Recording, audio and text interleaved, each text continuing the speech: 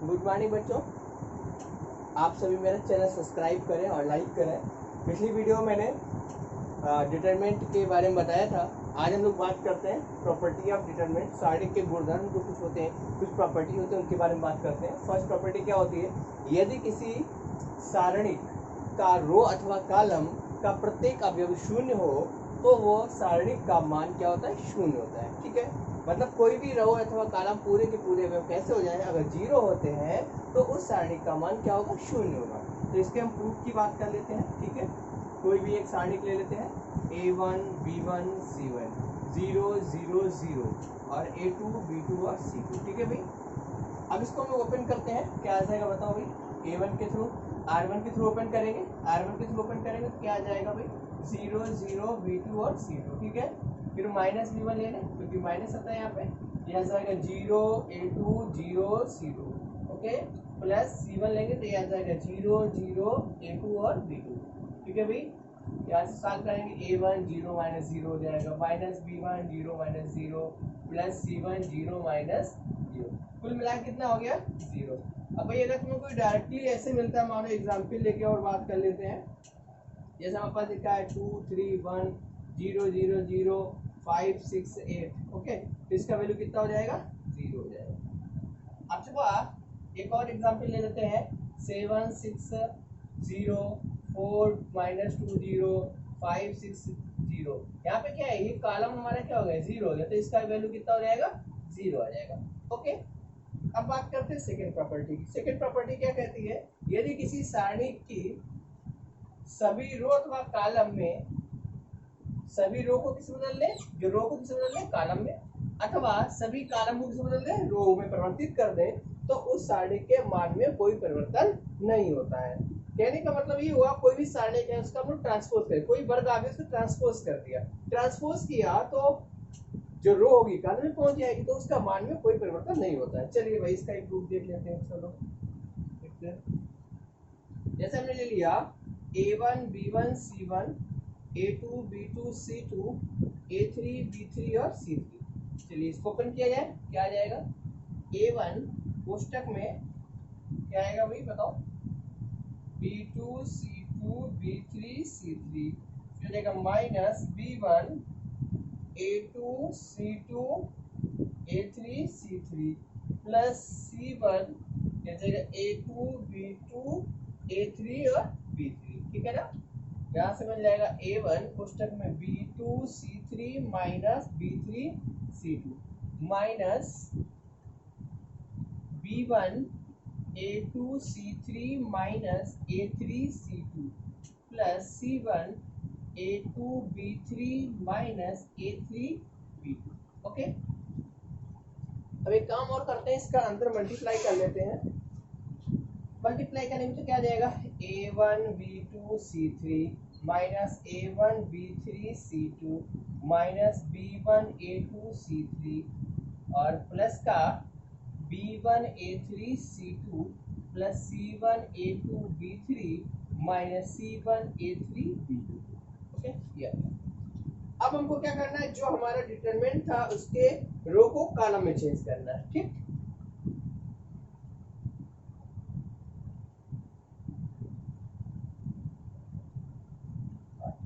Change करिए। A1 B1 C1 A2 B2 C A3 B3 और C। अब इसको ओपन करते हैं। ठीक, इसका डिटरमिनेंट का वैल्यू निकाल लेते हैं, क्या आ जाएगा? A1 इधर पे क्या बचेगा? B2 B3 C2 और C3 minus A2 B1 C1 B3 C3 plus A2 A3, ये आ जाएगा A3 के साथ आ जाएगा B1 B2 C1 और C2। ओके, इसको मल्टीप्लाई करते हैं, A1 B2 C3 minus B3 C2 minus A2 B1 C3 minus B3 C1 plus A3 B1 C2 minus C1 B2। अंदर मल्टीप्लाई कर लेते हैं भाई, A1 B2 C3, okay, A1 B2 C3 minus A1 B3 C2 minus A2 B1 C3 minus A2 B3 C1 plus A3 B1 C2 okay minus A3 C1 B2। अब मिलाइए ये value और ये value दोनों कैसी सेम है कि नहीं है? ठीक, दोनों वैल्यू कैसी निकल के आ गई? सेम आ गई। इसका मतलब अगर किसी रो को अगर हम लोग सारणी के रो को कॉलम में चेंज करें तो उसके मान में कोई परिवर्तन नहीं होता है। ठीक है, अब एक बेस्ट एग्जांपल ले लेते हैं नंबर्स की। ओके, चलिए एक नंबर्स पे एग्जांपल ले लेते हैं। हमने ले लिया 1 3 5 2 4 8 2 1 और 3 1। ठीक है, इसका वैल्यू निकालते हैं पहले तो। ठीक, 1 क्या जाएगा 4 माइनस 6 ओके, माइनस 3 के साथ क्या आ जाएगा दिस कैंसिल 2 माइनस 2 और प्लस 5 के साथ क्या आ जाएगा ये कैंसिल कितना आ जाएगा 6 माइनस 4। ओके ओके भाई, ये आ जाएगा। तो एक बार चेक कर लेते हैं 4 माइनस 6 3 से करेंगे 2 माइनस 2 5 से करेंगे तो 6 माइनस 4। तो ये हमारा आगे कितना 1 और ये माइनस 2 बचेगा, मतलब माइनस 2 आ जाएगा। यहाँ पे 3 ये तो 0 हो गया, कुल मिला के तो 0 हो जाएगा और प्लस 5 इंटू ये कितना बचेगा 2 10 आ जाएगा। ठीक है ना, माइनस 2 और प्लस 10 मतलब कुल मिला के इसके वैल्यू कितना आ गया 8 आ गया। 8 तो आंसर ही हो गया। अब हम लोग क्या करना है, रो को चेंज करना है किसमें कॉलम। चलिए करके देखते हैं 1 3 5 2 4 2 1 3 और 1। चलिए गया जाए कितना आएगा ये कैंसिल कितना 4 माइनस 6 हो गया और माइनस 2 करेंगे तो ये कैंसिल कितना आएगा भाई 3 माइनस का 50। ओके, ये कैंसिल 3 माइनस 50 और प्लस का 1 के साथ आ जाएगा 6 माइनस 20। ओके, ये जाएगा 1 मतलब माइनस 2 बचेगा।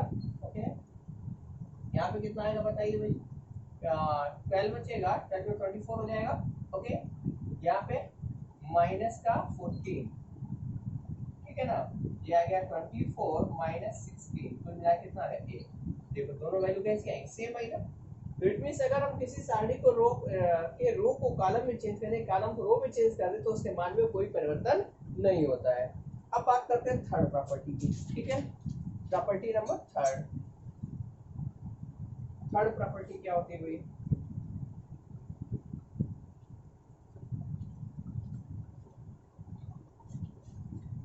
थर्ड प्रॉपर्टी कहती है यदि किसी सारणी की किन्हीं दो पंक्तियों अथवा कॉलम को परस्पर बदल दिया जाए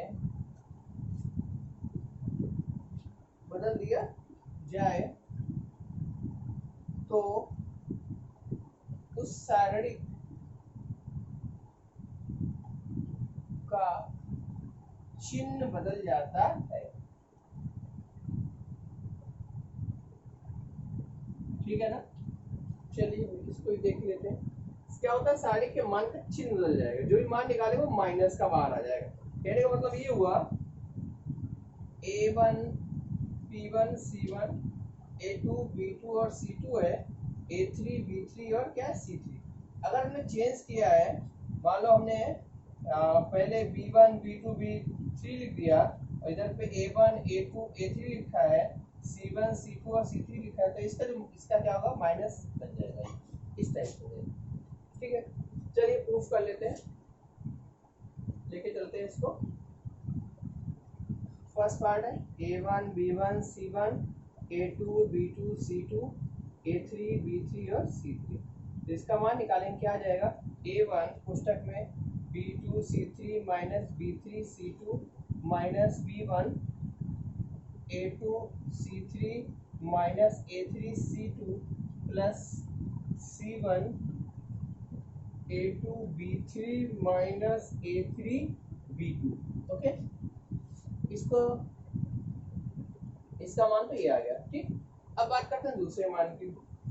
अगर हम लोग क्या करते हैं सारणी में R1 को C1 है ना, C1 को चेंज किया था, C1 को चेंज करते हैं किसे C2 से। चलिए वो चेंज करिए, क्या जाएगा B1 B2 B3 A1 A2 A3 और यहाँ पे C1 C2 और C3। इसको ओपन किया जाए, क्या आएगा बताओ पहले भाई। B1 लेंगे, B1 का ये और ये कैंसिल किया जाएगा, A2 C3 minus A3 C2, okay, minus A1, ये कैंसिल क्या आएगा, B2 C3 minus B3 C2 और प्लस का C1 B2 A3 minus B3 C2, okay.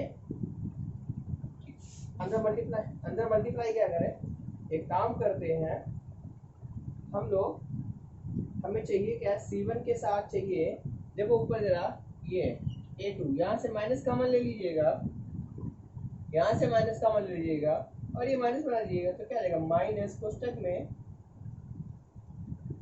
इस टाइप से A1 B2 C3 minus B3 C2, okay, minus B1 A2 C3 minus A3 C2 और plus का C1 पहले A2 B3 minus B2 A3, okay.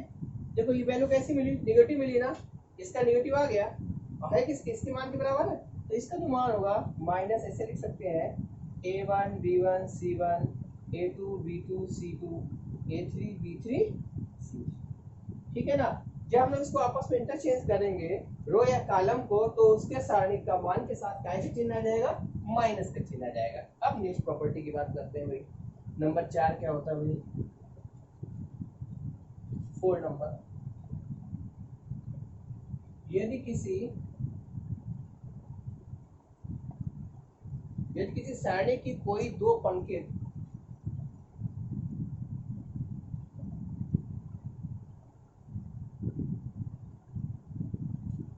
रो अथवा column समान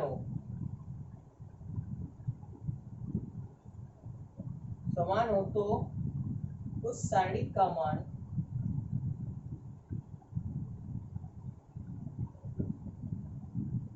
शून्य होता है। कितना होता है, शून्य होता है, ठीक है। अगर किसी भी सारणी की दो पंक्ति अथवा कॉलम ऐसा हो जाए, सर्वसम हो जाए, मतलब इक्वल हो जाए, दोनों इक्वल हो, ठीक है, तो वो कैसा हो जाएगा, उसका मान 0 हो जाएगा। चलिए भाई इसका एक प्रूफ देख लेते हैं, ले लेते हैं A1 B1 C1 A2 B2 C2 और A2 B2 और C2। देखो दोनों सेम है कि नहीं, दोनों सर्वसम ले लिया मैंने, ठीक है। इसका वैल्यू निकालते हैं, A1 क्या आ जाएगा, B2 C2 minus B2 C2 minus B1 इधर क्या आ जाएगा, A2 C2 minus A2 C2 plus C1 कितना आ जाएगा, A2 B2 minus A2 B2। तो कुल मिला के ये सब क्या हो गया, A1 into 0 plus B1 into 0 plus C1 into 0, कुल मिला के कितना आ गया, 0। अब इसका एग्जाम्पल देख लेते हैं, जैसे सपोज करो हमारे पास है 2 6 8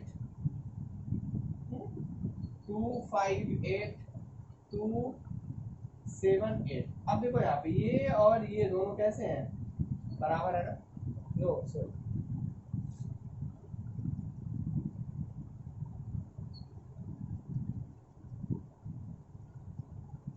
ये और ये 2 6 8 और 2 6 8 दोनों कैसे हैं, सेम है। 2 6 8 मतलब R1 और R2 कैसे हैं, बराबर हुए कि नहीं हुए यहाँ पे, इसका वैल्यू कितना आ जाएगा, ठीक है भाई। अब प्रॉपर्टी नंबर 6 की बात करते हैं, 5, ओके, प्रॉपर्टी नंबर 5 की बात करते हैं भाई।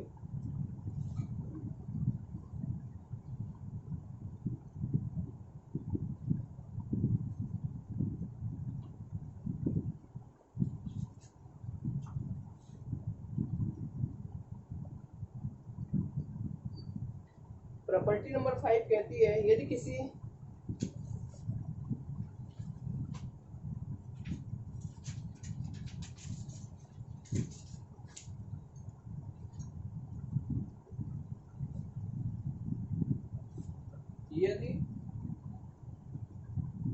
सारणी की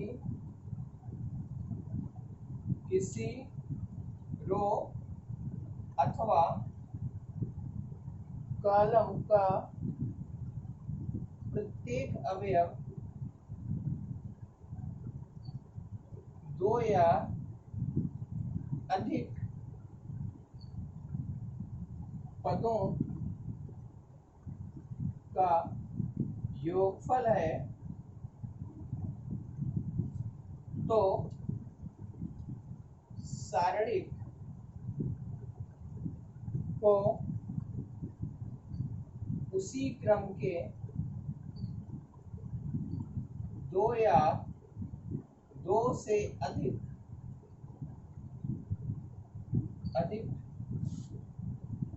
सारणिकों के योग के रूप में व्यक्त किया जा सकता है। ठीक है, एग्जाम्पल समझ लो कैसे। जैसे हमारे पास है दो रूप में कैसे व्यक्त किया जा सकता है। जैसे हमारे पास दिया है भाई a1 प्लस यू b1 और c1, ठीक है, a2 plus b b2 c2, a3 plus ub w, okay, b3 c3। तो इसको हम लोग कैसे कर सकते, अलग अलग करना है। ठीक है, कैसे व्यक्त कर सकते हैं, a1 a2 a3 b1 b2 b3 और c1 c2 और c3 एक ही है। और दूसरा कौन सा लेंगे, ये u v w, ठीक है ना, u b और w, b1 b2 b3 c1 c2 और c3। कह रहे इसका मान निकालेंगे, इसका मान निकालना, दोनों मान कैसे रहेंगे, बराबर है। कोई भी इस टाइप से है तो उसको हम लोग अलग अलग कर सकते हैं। ठीक है ना, तो अलग अलग करके मान निकाल लेंगे। आप लोग इसको सेल्फ प्रूफ करिएगा। नेक्स्ट बात करते हैं प्रॉपर्टी नंबर 7 6 है भाई, अभी 6 है। यदि किसी सारणिक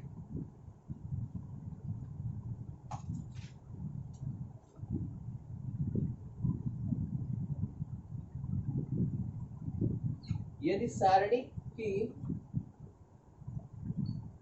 किसी पंक्ति अथवा स्तंभ के प्रत्येक अवयव को अचर के से गुणा कर दिया जाए,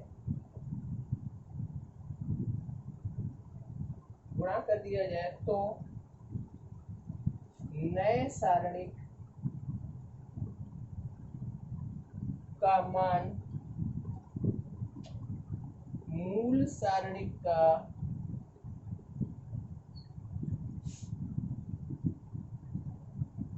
k गुना हो जाता है। मतलब कोई भी सारणिक है और उसकी प्रत्येक पंक्ति के स्तंभ से में k का गुणा कर दिया जाए तो उसका जो मान होगा मूल सारणी का कितना गुना हो जाएगा, k गुना हो जाएगा। ठीक है, तो अब इसका प्रूफ देख लेते हैं। ठीक भाई, प्रूफ निकाल लेते हैं। ऊपर प्रूफ किया जाता है तो इसको इरेज कर लेते हैं। सारणी के ले लेते हैं हम लोग a1 b1 c1 a2 b2 c2 a3 b3 और c3। इसका वैल्यू निकाल लेते हैं। क्या निकालेंगे भाई, a1 b2 c3 minus b3 c2 minus b1 a2 c3 minus a3 c2 plus c1 a2 b3 minus a3 b2। Okay, किया गया इसका। अब क्या करते हैं, 9 मल्टीप्लाई बाई के इन सेकेंड रो,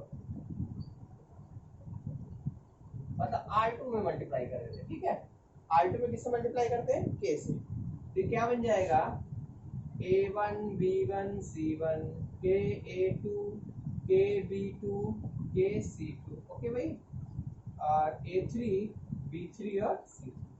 चलिए ओपन करते हैं तो क्या आ जाएगा बताओ, a1 k b2 c3 minus k b3 c2 minus B1 के A2C3 माइनस के A3C2 प्लस C1 के A2B3 माइनस के A3B2।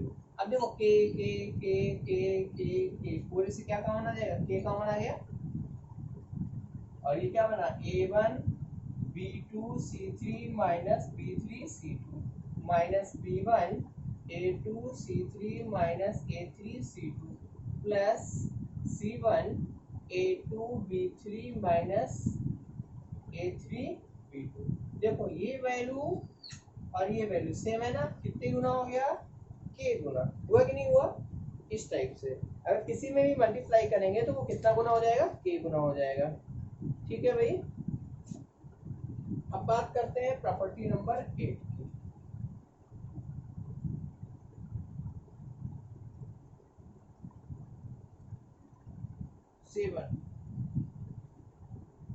सेवन होता है यदि किसी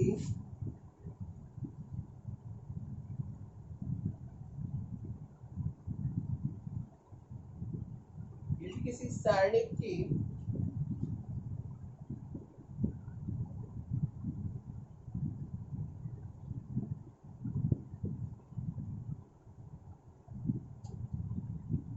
कॉलम के सभी अवयवों में किसी अचर से गुणा करके किसी अन्य रो अथवा कॉलम से जोड़ या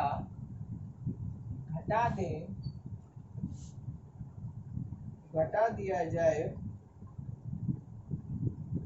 तो सारणिक के मान में कोई परिवर्तन नहीं होता है। ठीक है, मतलब हम लोग क्या करें, किसी रो अथवा कॉलम में कुछ मल्टीप्लाई करके उसको दूसरी रो से जोड़ दे तो उसमें मान में कोई परिवर्तन नहीं होता है। ठीक है, जैसे हम लोग ऑपरेशंस लगाते थे मैट्रिक्स में, जैसे सपोज करो हमारे पास ये मैट्रिक्स है, ये डिटरमिनेंट है ना। ठीक है, इस डिटरमिनेंट को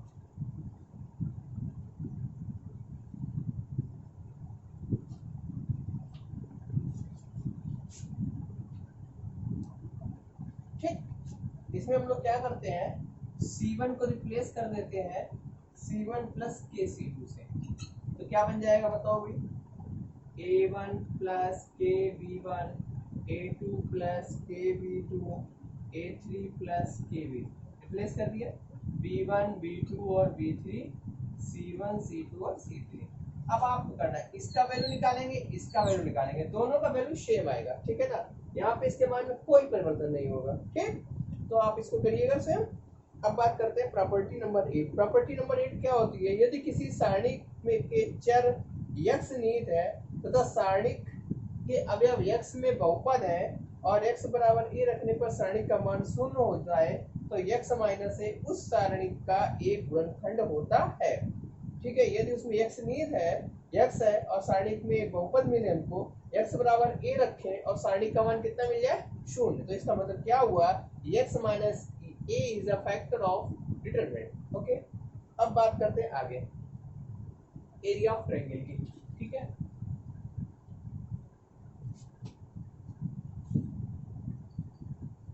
एरिया ऑफ ट्रायंगल,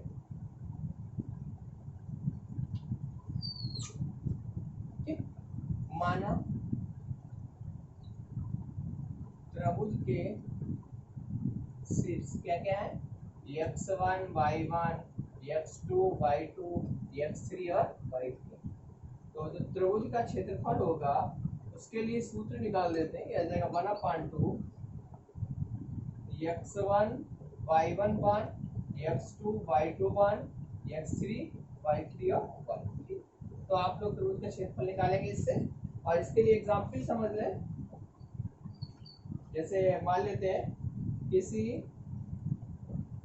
त्रिभुज के शीर्ष क्या क्या दिए गए हैं, 2, 3, -2, 1, 3। तो त्रिभुज का क्षेत्रफल निकालना है, ठीक है। तो क्या आ जाएगा, त्रिभुज का क्षेत्रफल बराबर 1/2, ये x1/1 हो गया, ये x2/2 हो गया, ये x3/3 हो गया। तो कितना आ जाएगा, 2, 3, 1, 3 -2, 1, 1, 3 और 1, ठीक है। ये देगा 1/2, ओपन करिएगा 2 का 3, -2 -3 हो जाएगा, -3 लेंगे तो कितना आएगा, 3 - 1 हो जाएगा, और प्लस का 1 लेंगे तो 9 + 2 हो जाएगा। ओके, चलिए एक बार चेक कर लेते हैं। 2 के थ्रू -2 -3 हो गया, और -3 ये कैंसिल हो गया, 3 - 1 हो गया, ये 3 3 9 और +2। ओके, ये जाएगा 1/2, कुल मिला के तो 5 टू -10, यहाँ पे 2 बचेगा, 6 हो जाएगा -6, ये 11 टू 22। अब जब इसको सब्ट्रैक्ट करिएगा 1/2, ये बच जाएगा 16, और मतलब कुल मिला के 6 आ जाएगा, और 3 इकाई। ये हो गया क्षेत्रफल निकालने का तरीका, ठीक। अब आगे बात कर लेते हैं, एक टॉपिक और आज पढ़ लेते हैं हम लोग, 3 बिंदुओं के संरेख होने का प्रतिबंध। 3 बिंदुओं के संरेख होने का प्रतिबंध।